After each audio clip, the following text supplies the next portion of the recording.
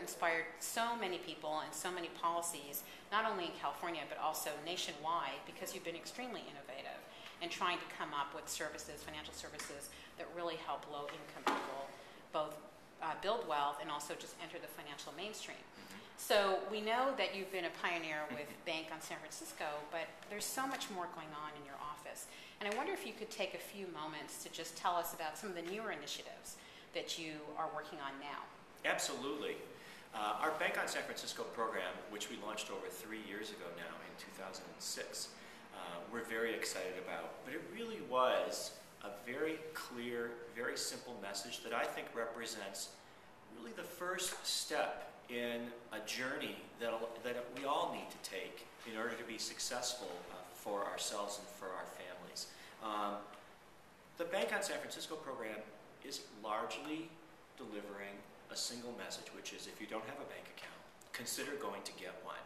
And the program worked very hard to make sure there was an overwhelming majority of banks and credit unions available in San Francisco offering appropriate, low-cost, good starter accounts for people that had been unbanked.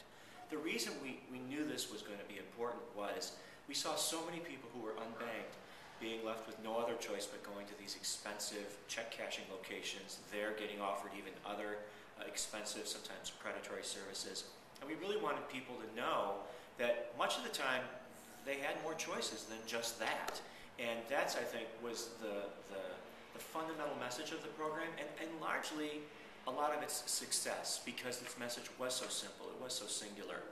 What I believe, though, in firmly is that getting a bank account is strictly the very first step in a road towards financial success, in a road towards asset building and financial empowerment, and all the good things that we all want to do to be successful, to save for the future, to raise our kids, to do whatever our individual goals are. We need to have good, healthy financial structure to achieve those goals. So while we're excited about the results we've seen from the Bank on San Francisco program, we know there's a lot more to do. And we want to take the same approach that we had with the Bank on San Francisco program, which is specifically to find smart, good, productive organizations that we can partner with to continue to help people move along that important journey, that important pathway to financial success.